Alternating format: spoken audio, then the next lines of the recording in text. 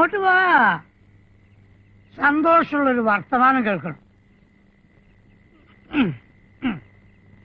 മാമൻ ഇങ്ങോട്ട് വരുന്ന വഴിക്ക് ഒരു ഉഗ്രൻ കാഴ്ചയുണ്ട്.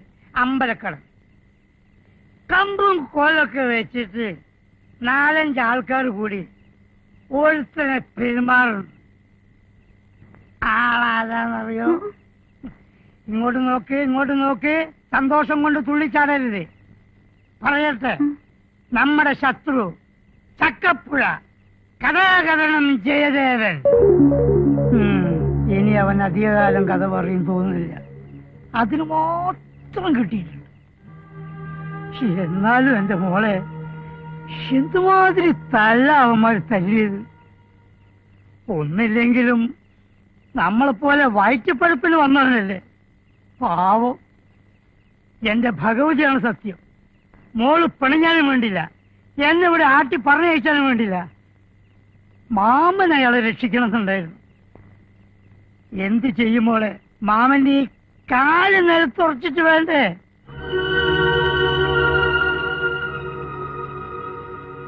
മോളെ എന്തു പറ്റി? മോള് അയാളെ ഇത് കൂട്ട?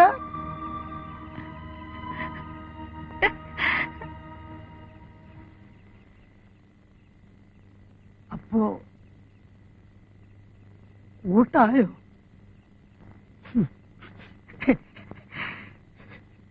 എന്റെ ഭഗവതി.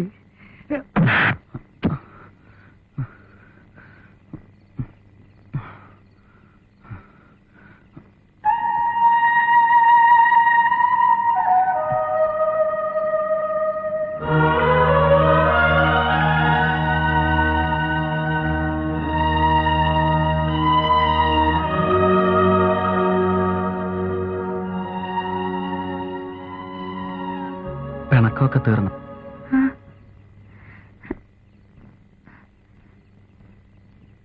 ഒരുപാട് വേദനിച്ചോ? ഈ പാതിരായ്ക്ക് ഇങ്ങോട്ട് ഓടി വരണം ആരെങ്കിലും കണ്ടാല്? പാതിരായ്ക്ക് ഒരാൾ ഇറങ്ങി കിടന്നിട്ട് ഇങ്ങനെയൊക്കെ ആയാൽ എങ്ങനെയാ വരാണ്ടിരിക്കുക? തന്നെ എന്നെ ഇങ്ങനെ ഒരിടത്ത് ഈ നേരത്ത് കണ്ടാല് ആളോള് എന്താ പറയാന്നറിയോ?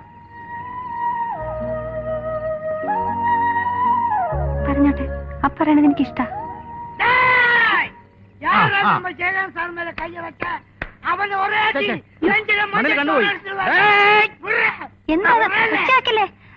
പാതിരായ്ക്ക് ഒറ്റപ്പെട്ടു പോയ ഒരു കലാകാരനെ ഒരു കൂട്ടം പേർ ചേർന്ന് കയ്യേറ്റം ചെയ്ത വാർത്ത ഞാൻ അറിഞ്ഞപ്പോ വളരെ ലേറ്റ് ആയി പോയി. ഞാനെങ്കിലും അറിഞ്ഞാൽ മതി. ഞാൻ അറിഞ്ഞാൽ അവരെ വെല്ലുവിളിക്കുന്നു. നമുക്ക് ഒരുമിച്ച് നീങ്ങാം. അതെ അതെ, ശത്രുവിനെതിരെ.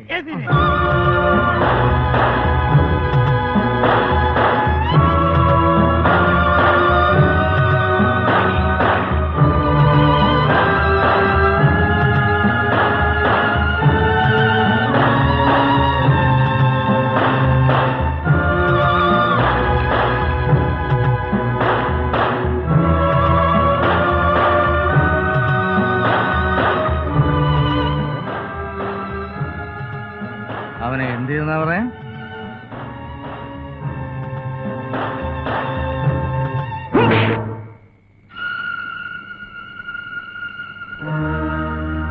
മാട്ടും മാതിരിയും കണ്ട് നിന്റെ എല്ലാം ഈ കാര്യത്തിനയച്ച എന്നെ വേണം പറയാൻ. സാധിക്കില്ലേ? പറയടോ, ഞാൻ തന്നെ പോവാം. അത് വേണ്ട. ഇണങ്ങി നിൽക്കുന്നവർക്ക് ഞാൻ എന്നും തിരുമേനയാണ്. ഇണങ്ങിയാൽ ഇത് നിങ്ങൾക്കും ബാധകമാണ്. മറക്കണ്ട. ഓക്കോ.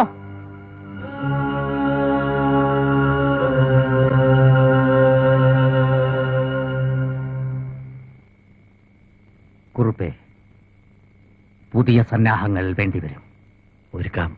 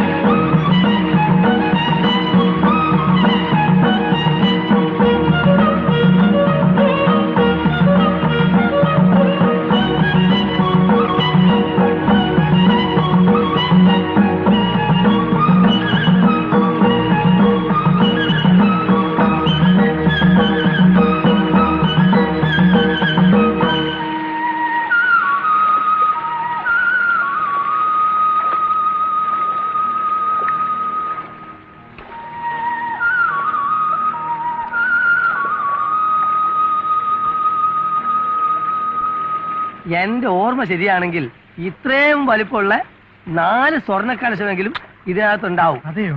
പിന്നെ നിധിയുടെ ഒരു പെട്ടി തന്നെ ഉണ്ടാവണമെന്നാ പറഞ്ഞു കേട്ടിട്ടുള്ളത്. ടിപ്പുവിന്റെ പടയോട്ടക്കാലത്ത് ഇതിലല്ലായിരുന്നു ഓടിയിരുന്നത്. ഓ, ഇവരൊക്കെ ഇവിടെ ജനിച്ചു വളർന്ന ആൾക്കാരല്ലേ? പിന്നെ കൊണ്ടിരുന്നത് കണ്ടു കാണും. കണ്ട് കാണുന്ന അങ്ങനത്തെ ഞാൻ പറയരുത്. കണ്ടത് സമമാണ് പറഞ്ഞു കേൾക്കുന്നത്.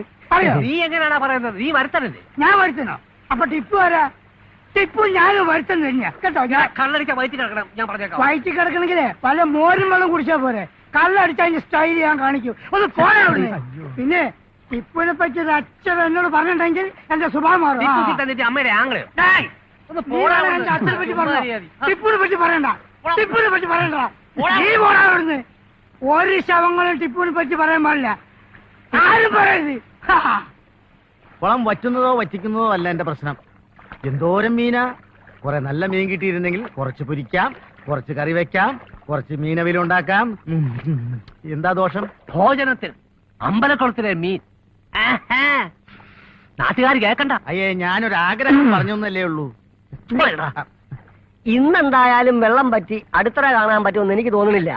ഉറക്കം കളയണ്ട, സ്ഥലം വിട.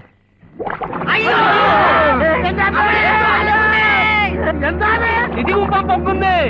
വല്ല മുതലയോ ചീങ്കണ്ണിയോ മറ്റോ ആകാം. ഇവിടെ എന്താണോ ഇത്? എന്താന്ന് നോക്കി ഒന്ന് ഇറങ്ങി നോക്കാം. എന്തായി? ഒന്നുമില്ല.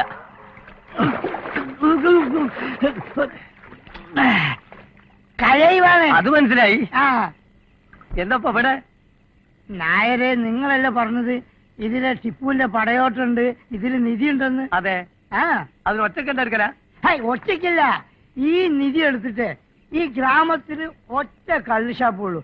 എത്രയോ ജനങ്ങൾ ഇവിടെ കഷ്ടപ്പെടുന്നത്. അവർക്ക് കള്ളുഷാപ്പ് തുടങ്ങാനാ ഞാനിത് എടുക്കുന്നത്. നിധി ഏയ്, யாரும் கிட்ட வரக்கூடாது. ஒரே அடி நெஞ்சில மாஞ்சட்டோட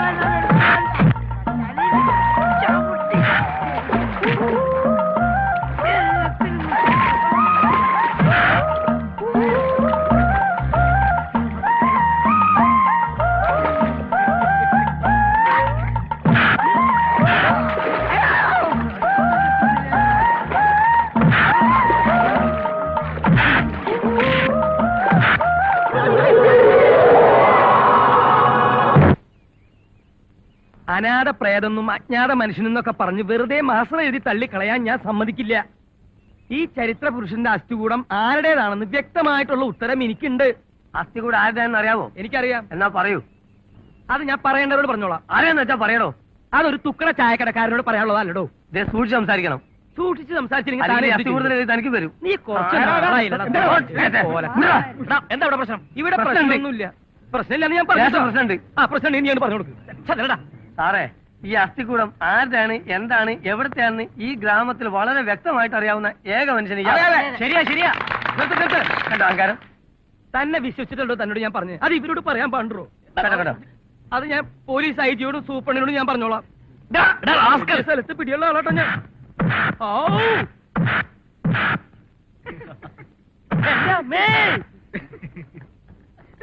ഇടിക്കല്ലേന്ന്. നിനക്കെന്താ വേണ്ടേ?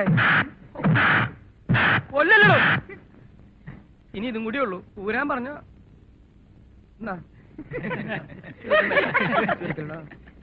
പൊതുജനങ്ങളുടെ ശ്രദ്ധയ്ക്ക് 2 ദിവസത്തിനകം ഞാൻ കൂടുതൽ ശക്തി ആർജിച്ച് ഇവിടെ തിരിച്ചെത്തുമെന്ന് ഊന്നി പറയുകയാണ്. മതി. നിനക്ക് ഞാൻ വന്നിട്ട് തരാട്ടോ. നിങ്ങൾ വരുന്നില്ലേ? നടക്കാം. നിങ്ങൾ ഇരട്ട പറ്റുന്ന ഒരേ